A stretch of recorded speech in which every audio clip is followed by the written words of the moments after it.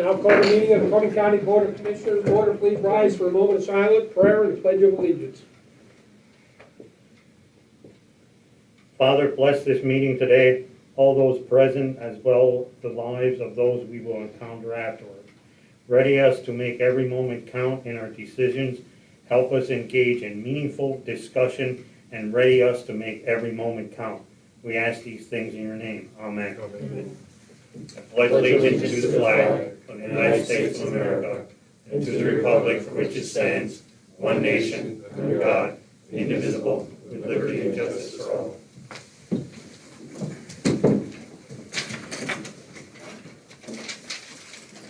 These proceedings are being recorded for the sole purpose of constituting the accuracy of written minutes. Tapes are reused, eliminating recorded records of these proceedings. Approval of the minutes of the previous meeting held October 15th, 2020. So moved. Second? Mr. Lukasevich? Yes. Mr. Arner? Yes.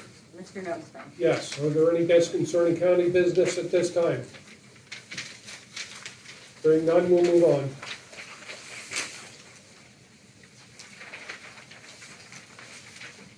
Okay. Report of executive sessions held. There were none. Budget transfers as listed on transmittal. So moved. Second?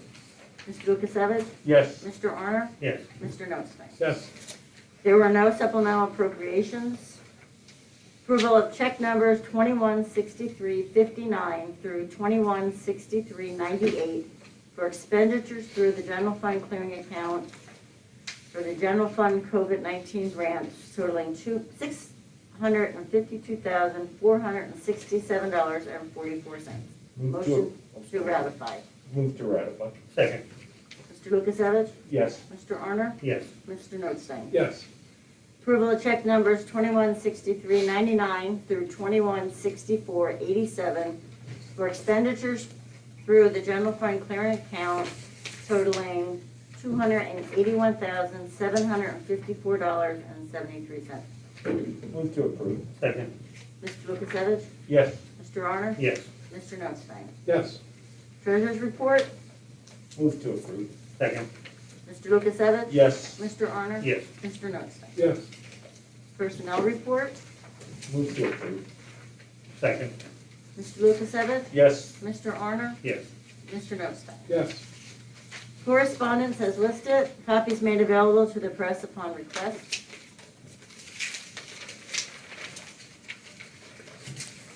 Communications 911, for approval and execution, a request was received from the Communications Director enclosing an agreement with St. Luke's Physicians Group Incorporated for medical director services required by the Association of Public Safety Communication Officials International Incorporated, approved under the statewide interconnectivity grant. There is no cost to the county.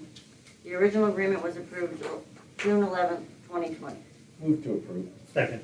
question, or just for comments, Gary, would you please, before we vote, would you explain this action for the public?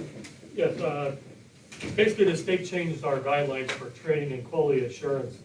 So back in this year for 2020. So what we had to do was, right now our dispatchers are emergency medical dispatchers, EMDs. The training guidelines are required emergency fire dispatching and emergency police dispatching as well.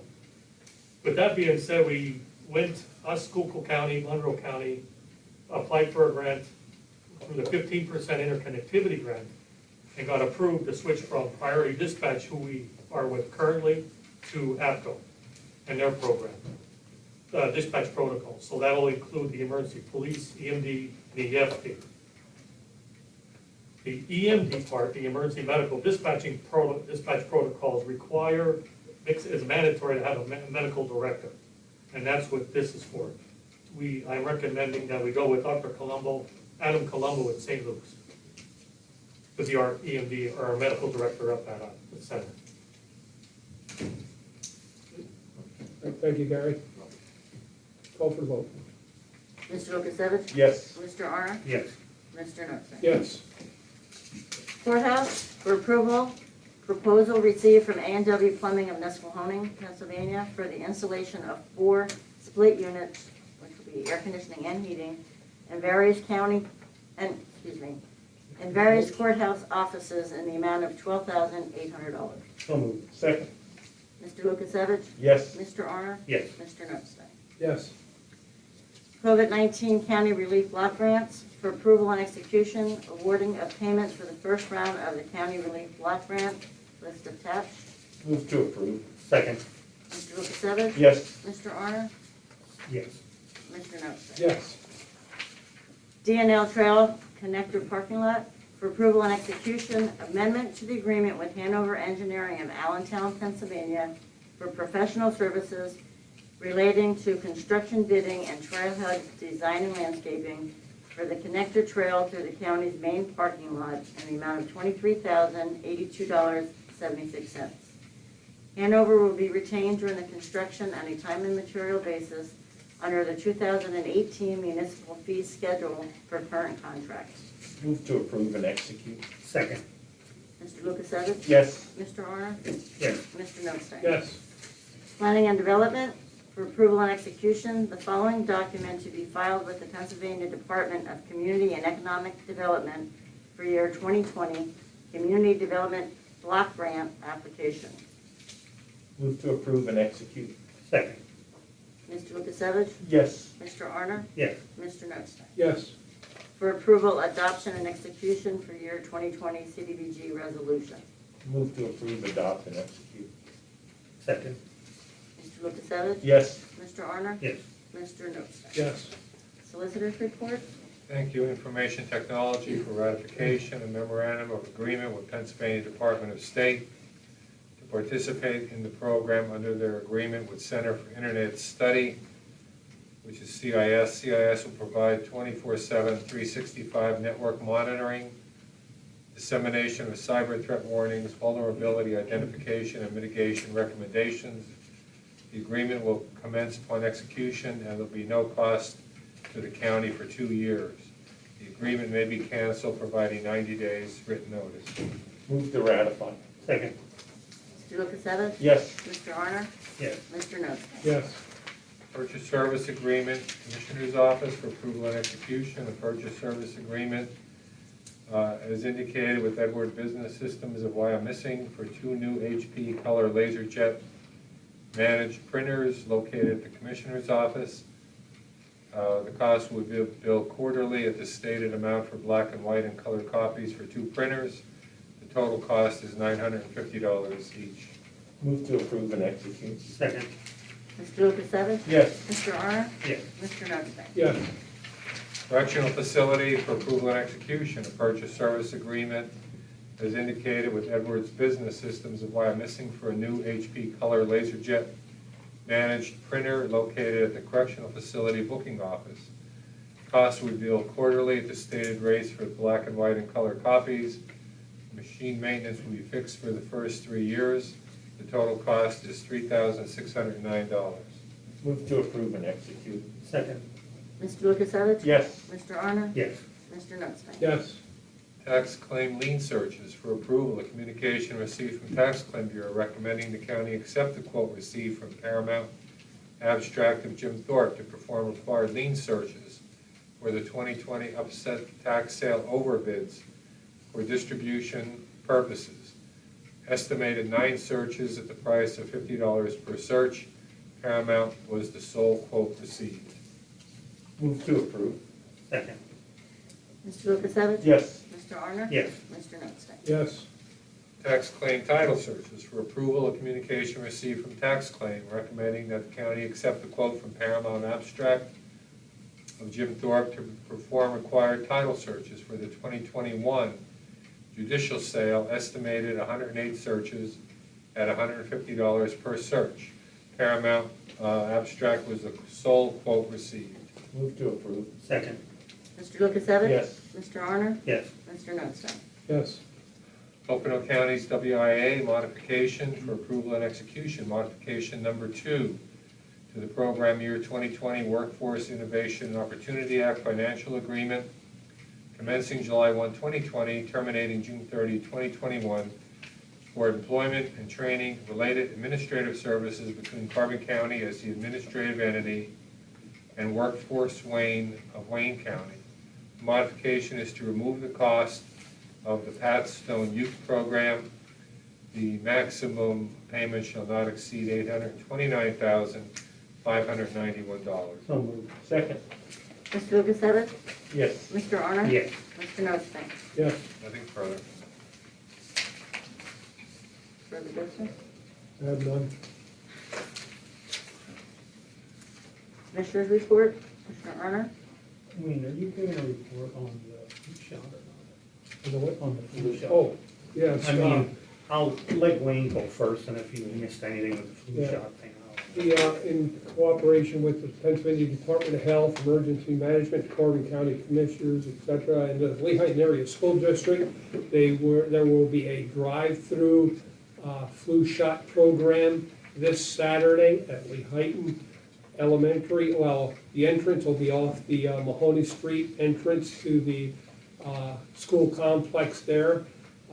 You'll pull into the parking lot there to register.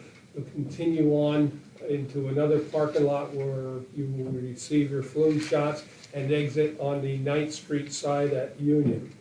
We have on our webpage, our Facebook page as well, the forms, the information about the flu shots. I strongly encourage those that intend to go for a shot, flu shot, it is free, to fill out the pre-registration form or the registration form in order to keep the lines down and keep traffic flowing to the site. There'll be multiple lines for the shots themselves. There'll be 2 lines to drop off the registration.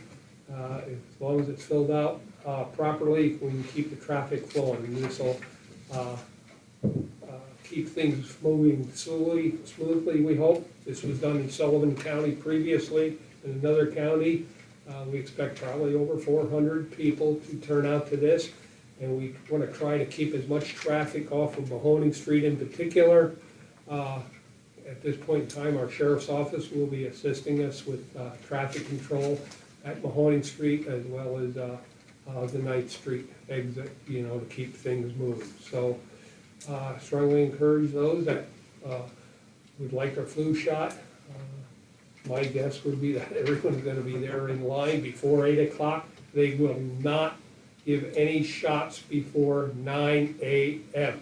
That is the official start time, so hopefully people will spread out and it ends at 3 o'clock. Don't wait till the last minute either, so, okay? The only thing that I have with it, when they enter there, there's gonna be the 1 lane for people that actually filled the applications out. And I just wanna stress it enough, like, if you have 4 people in the car and 4 people are getting shots, make sure you have 4 applications. I mean, if you have 3 of them in there, or 3 registrations, if you have 3, you're gonna get turned around and go in the other lane. And people should actually wear, like a t-shirt or a shirtless sleeve shirt, when they come in, that they can take it off, that you don't have to ruffle around with that. And I think one of the big things, when you get there, make sure your car's in park. They're gonna be told that, but we're hoping that it goes, it looks like everything's pretty well lined up and it should go well. And, like I said, we're looking for a lot of people to come out there. And it's one of these things that with the coronavirus that, we might have other cases in the future. This flu shot has the same symptoms as what coronavirus does. So it would help if we could get the flu shot, that you don't get the flu, that we aren't trying to determine in December or January of determining on which you have, so it'll help us out a lot that way.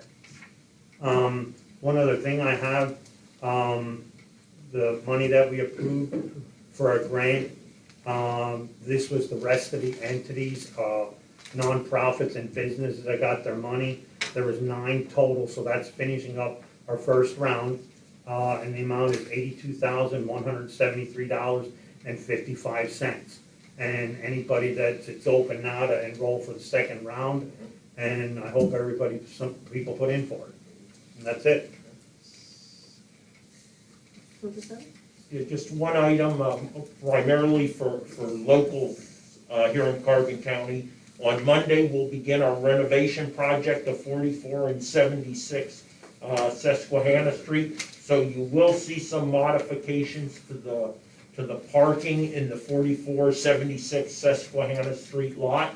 And that will be changing over the next couple weeks until after the election. Then we'll kind of get in a steady state of consistent parking limitations in that lot. So again, just be aware of, again, some slight modifications to parking. That's all I have. Elections office is still in the 76 building. The other office is on the first floor. The juvenile probation has moved to the courthouse, and the workforce investment has moved up to the school administration building on Center Avenue. So election office will remain there probably till December sometime. Okay, we just want to clarify that and make sure everyone's aware of those moves. Okay? I have nothing under Commissioner's report, so. Meeting adjourned. Lisa? I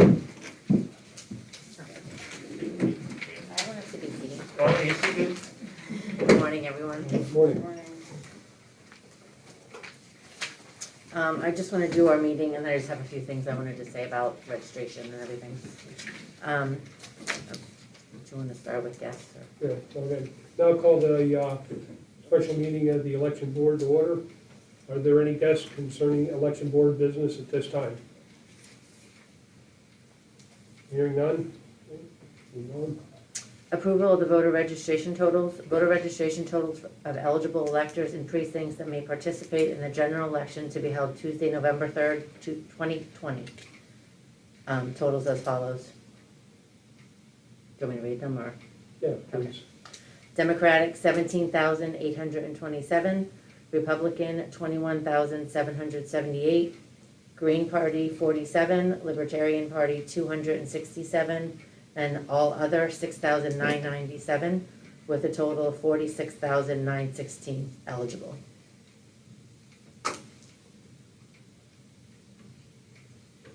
You want a motion? Motion, I'll take second.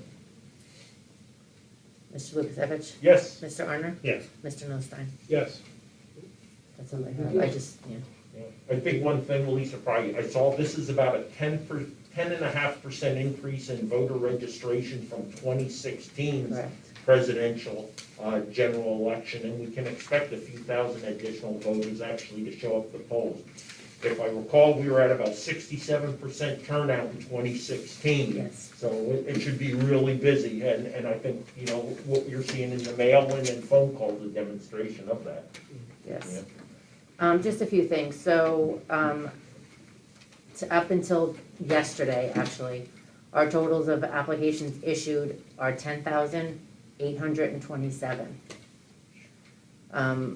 With a return of votes recorded, received 5,829. We're getting between 1,500 and 2,000 every day, returned voted. I just wanted to say a couple things. So if you registered or applied to get a ballot and you don't get it and we get it back returned undeliverable, what we do is we call if there's a number. If there's no number available, we mark it as undeliverable. The only way we're gonna know that you moved is if you call us. I think we kind of go above and beyond, but with the amount we're getting back, you know, people are asking, why can't you just mail, like, what they're doing is they applied and they live in Lehighton, they reapply because they, like, are out of town, but we decline it because we can't process another one. They have to call and let us know they moved. Right now, we probably have about 20 that are undeliverable, but we can't find them. One of the other things, do you have any questions about that? No, about that. Okay. One of the other things is, I just wanted to make it known, we don't have specific early voting. It's early voting in person, by mail-in, or absentee. I can give you guys papers if you want them.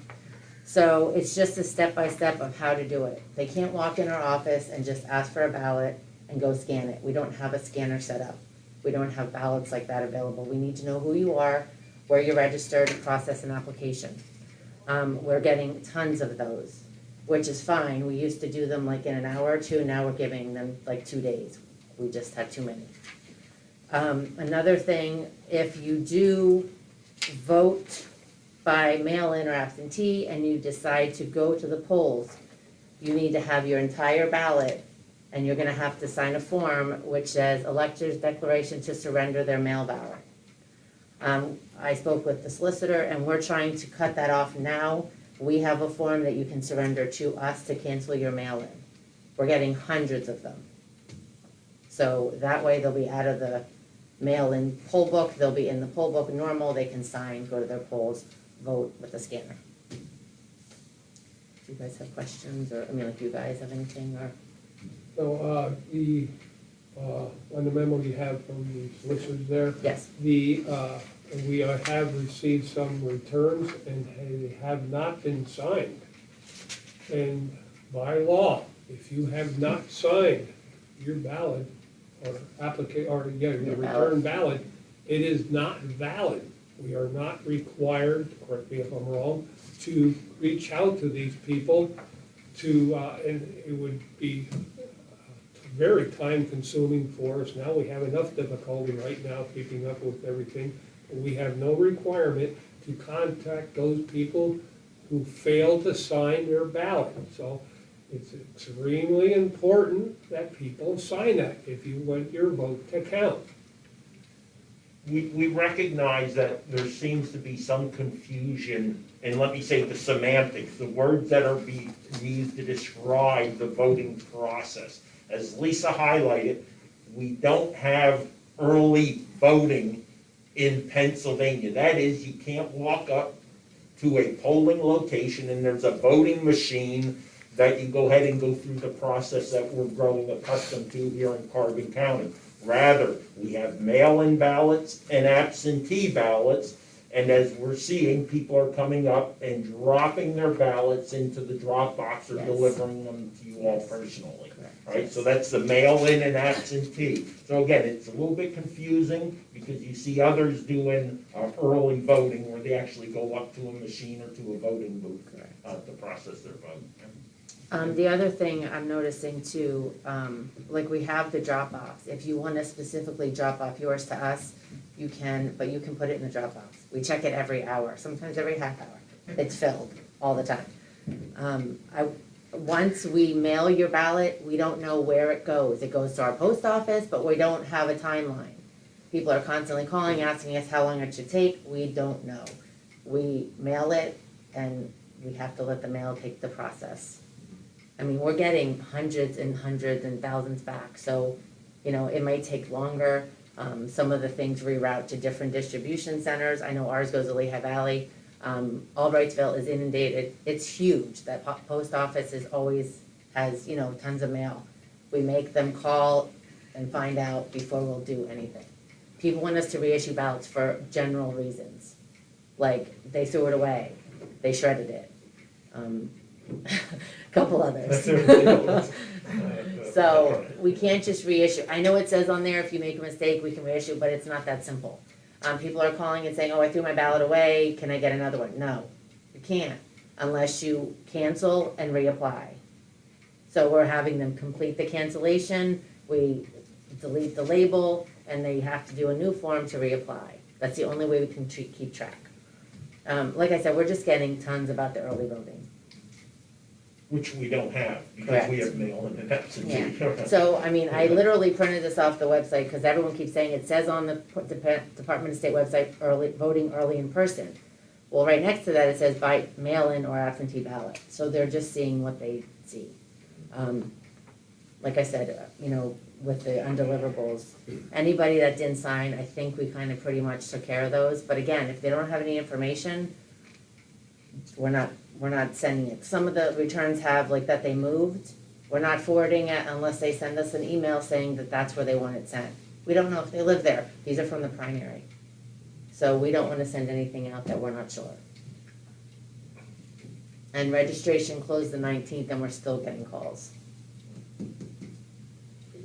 Does our solicitor have any further comments on the election I think the process? bottom line, and we've dealt with any number of issues over the last number of weeks, And the bottom line, when it comes down to, is the elections department, as Lisa said, is going above and beyond with the two purposes. Number one, to protect the integrity of the system, and number two, to make sure everybody's vote counts. Correct. So all these things relate back to these two things, and I think they're doing a very good job and a very conscientious job down there. And it really doesn't seem to be slowing down. We're getting hundreds a day. So, I mean, they have till the 27th, so we'll see, what happens. For the mail-in application? Correct. For the application Yes. for a mail-in ballot? Yeah. 27th? 27th is the deadline. Anything else? Nope, that's all I have. Before I adjourn, I'll go off the agenda a little bit over normal procedure and give since it's such an important issue, I would like to give the press Alyssa first.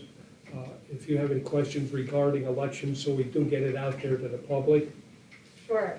Do you have a number, Lisa? I don't know if you have this number of ballots that you've received so far that have been unsigned or that can't be counted? Like 20. 20. And not so we don't have any more that are unsigned. Like, we contacted them, they came in, they signed them. A couple of them, they asked to have it mailed back. It was last week, so there was plenty of time. The only thing we have now is about 20 that are, like, there's a label from the post office saying they moved to another state. We're not forwarding it to another state. If there was a number we tried to contact, but we're not getting any response. So we're putting them in the computer as undeliverable. So the ones that you have received that have like been unsigned, you have been contacting Yes, them, everything, but- yeah, so far, I mean, up until like yesterday, Okay. so, It's gonna get to a point, I'm sure, where you're not able to do that though. No. anymore. Right.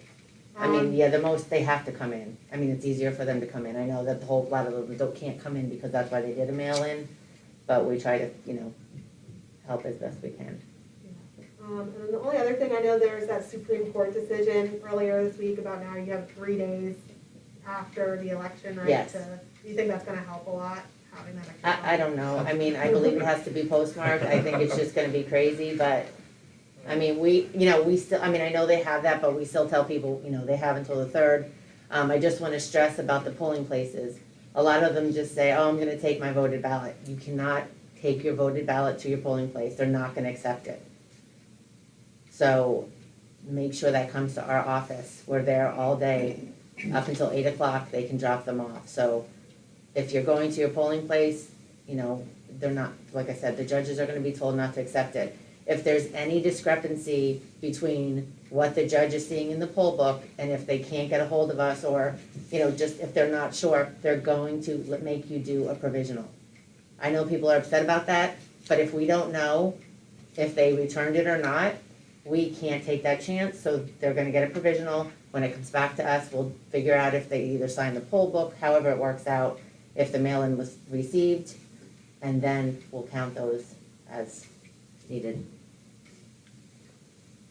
And stress how we are really going out of our way to really secure this election, that there's no double voting by anyone.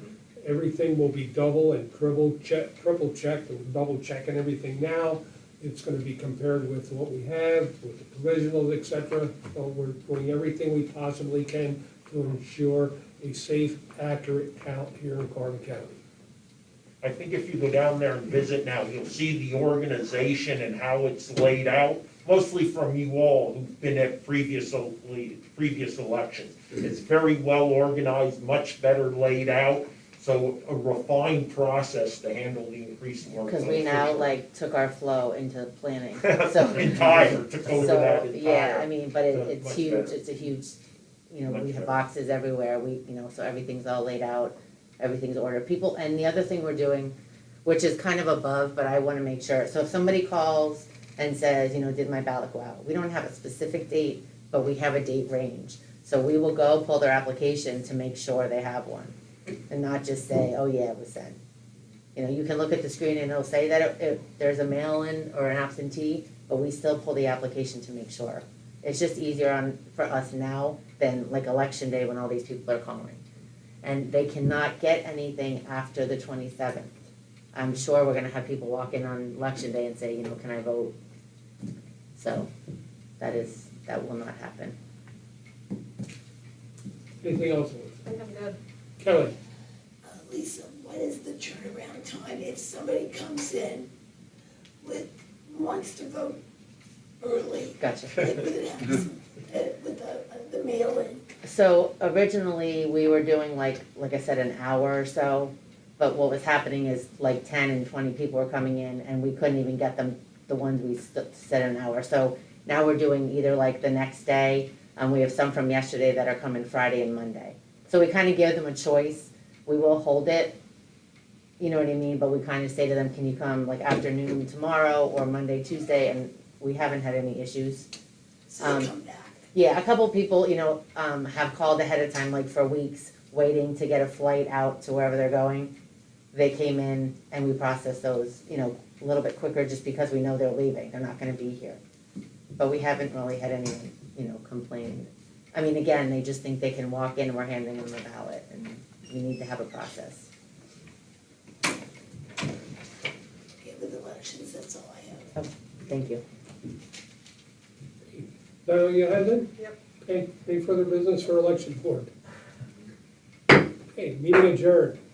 Any other questions, Alyssa, and everything we covered in the commissioners meeting or elections? So the only thing, is this the first time you guys are doing the flu shot, clinic drive-through thing? Yeah, they did a drive-through in Lehighton once before, through the fire company. They had the one fire station, now the police station. They'd be able to drive in the back door and get in, fill out the paperwork, and right out the back.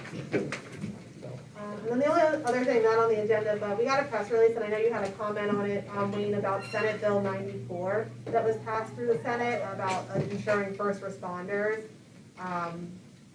I'm trying to think, there's a couple of them. It was like, I know like the things that you guys talked about a lot was like Glenanoco situations, if first responders get hurt while responding. Was it the workman's comp? Workman's comp, oh, okay, Yeah. yes, Workman's yes. Yes. I'm sorry, I should. Well, that's particularly extremely important, and I did call our representatives on that and ask them to support it.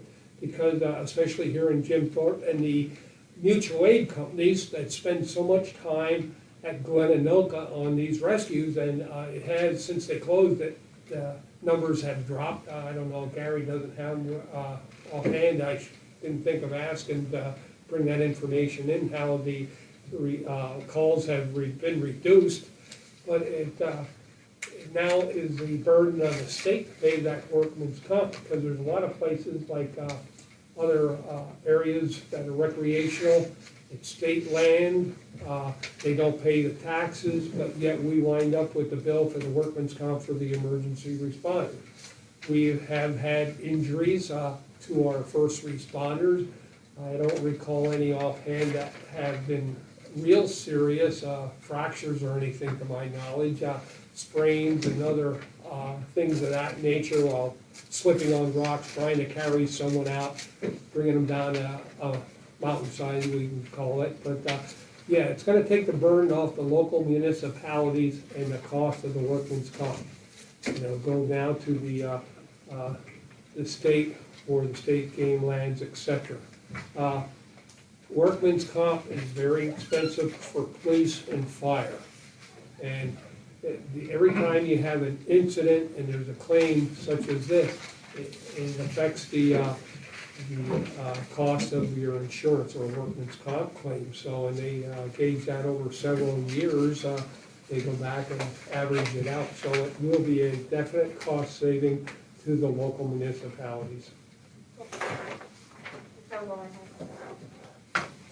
Okay, good. Kelly, anything else? Off the agenda next week, you are having public budget meetings. And I was wondering if you could talk a little bit about any challenges that you anticipate with the budget talks, and what you might be telling your department heads as they're coming in, and why you're doing the open meetings. Well, it's for transparency.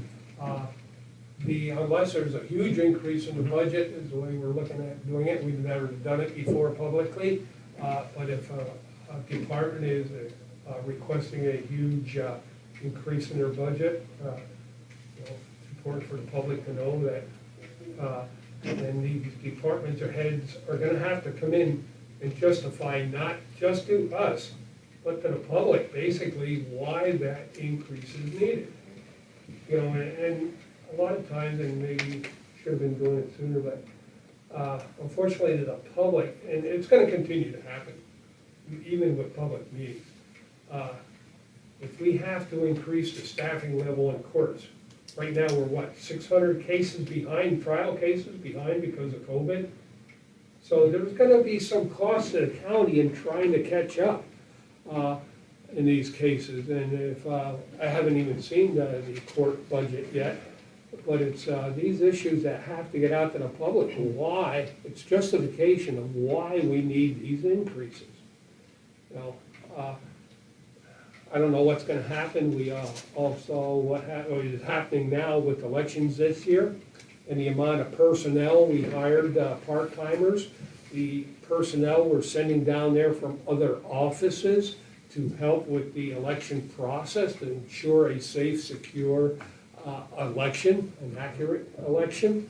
And it comes with a, I don't know if we should probably come up with a pretty good estimate, or we could come up with the numbers, and we'll certainly get them to you eventually, when everything's said and done, the extra hours that had to be put in by personnel just to, you know, process all these absent, or mail-in ballot applications and everything else that they have to do now. Sometimes I wonder about the state, and, you know, creates a lot of problems. Every time they change a law, it usually winds up costing us a lot more money, and it always gets pushed back to the counties. With no increase in revenues, our taxes have been stagnant here for several years in the county, but it's the COVID, the election things, and many other issues that just keep driving everything up for us. It's a difficult challenge trying to maintain a budget and keep the taxes low when you have all these other things happening. Hope I answered the question. Any other comments by Chris or why or? No, well, I will say one thing, again, and Wayne hit on it, it's about transparency, and it's just about ensuring the citizens understand an intended use of their taxpayer dollars. Give them the voice, give them the opportunity to talk to their elected officials about their concerns or their support for various initiatives that departments might want to undertake that's going to cost us all taxpayers' money. When do you anticipate having a budget for public review? Probably mid-November. I forget the dates offhand. I don't have my. Yeah, the week, usually the week before Thanksgiving, because we're not here on Thanksgiving. So we usually have it there. We have, and then we have, it's a tentative adoption, then you have 3 weeks, you have to keep it open before final adoption. So that gives us a little bit of time, you know, should we, for some, whatever reason, not be ready for preliminary adoption in November, we still have 3-4 weeks in December to do it. So fortunately, we can leave it open for longer, I guess, legally, and to adopt the budget. You'll be live streaming those public meetings next week. Yeah, So and then we won't be meeting with all the departments. I mean, some are just Same, same, right? you know, the normal things, and unless they have a major, let's say, a department, Lisa's printer died, okay. And we, as we saw, we had to get one out of, we found one somewhere that was replaced in another office, but the volume that Lisa is doing now in the election office, we have to look at purchasing a bigger, a better printer for that office, I would say, you know, in the budget. It's things like that that we probably won't bring to the meetings, but other major issues, definitely. Okay, so then people who watch or come to the meetings are then able to ask questions or submit comments during the public review? We haven't set a format for that, how we're gonna do it, if it would be after the fact, because I think, Kelly, you realize, someone comes in here, They're not gonna know what's gonna be discussed, just like we are, except for the preparation we do. So it's almost better that the questions at some point, either in the meeting or subsequent, are asked after the fact.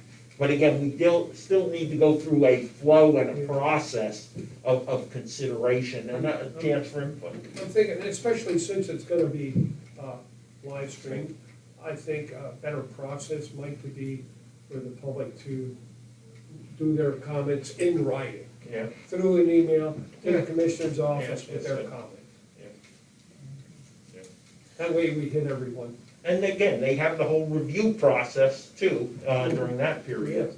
It'll be on display here as soon as the tentative adoption. We put it on display here, you come into the office and the staff will allow you to come in and sit at the budget. Now, the budget, if you want a copy, it is thick, it's a few hundred pages, it's very detailed, so, if you're gonna come in, bring a pencil and paper, unless you wanna buy the thing, we can certainly sell you one of the, you know, but it's gonna cost, because it's a lot of paper, it's a lot of printing, and we just don't have it on disc. You know, we will have it posted again. Remember the last 2 years, you know, the previous controller, Bob, started posting it in PDF format on the county website, so it'll be available there also. Okay, that's all I have, thank you, gentlemen. I just have one But more thing real alibi, quick. right? Yeah, I just have one more thing. So we are paying prepaid postage for the return ballots. It's a metered stamp, so it's just a red stamp. We're getting 1 million calls, people are putting 2 and 3 stamps on top of it. It's already paid. They don't have to pay anything. We are getting reimbursed from the state for that, so I, as of now, this is the only time we're doing it. We don't plan on continuing it. So, I just wanna make people aware.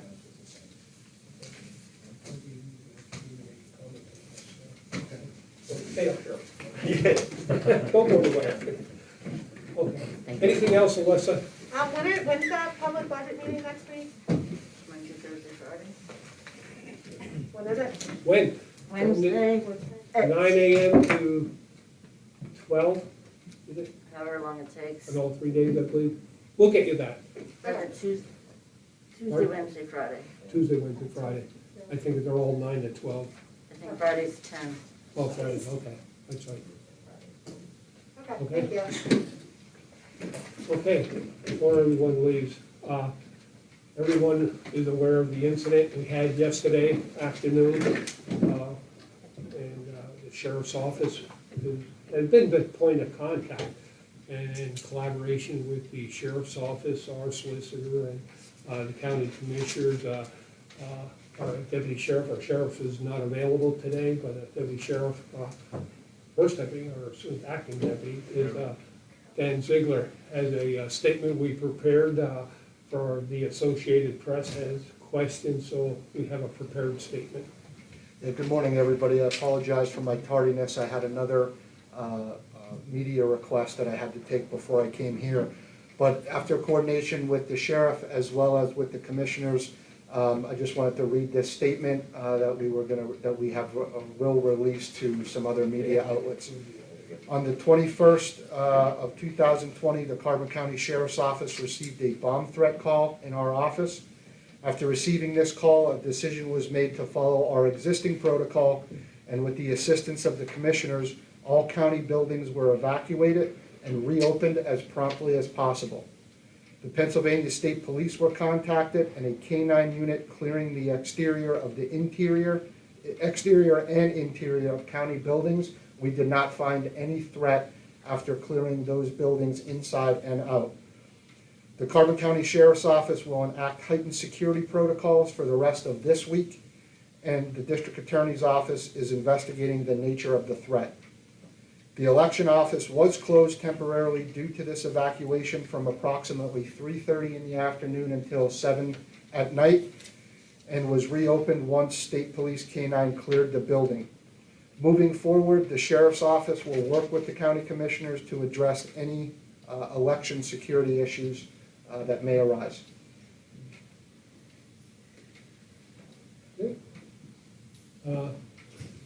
That is our statement, or the statement, it's a joint statement, and I should say that the President Judge was also, before we close, he is always consulted because it does concern courts and court security, and they may be in the middle of a sensitive case or something, so there's security issues with the jurors at particular times as well as judges, so anytime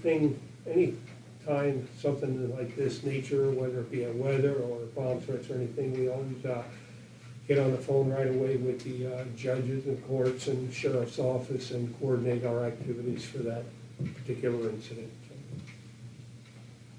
Thank you. You know, I just want to say, I want to commend them for the job that they did for getting everybody out of the building. I mean, we were out within a couple minutes, and I think when we were standing outside also, people were turning around, and there was actually an elderly couple that came down the hill here, and I think they had out-of-state license plates on, and they actually thanked the sheriff's department for making them feel safe in our county, you know what I mean? So it got out to the public that they were on top of it, and it is a safe county to live in, so thank you, and, you know, not just the sheriff's department, but the police department here, and, you know, whoever was involved in it, the state police, and it was very prompt and taken care of very well, and some people might have thought the process was long, but it had to be done to make everybody safe. Thank you, Commissioner. Do you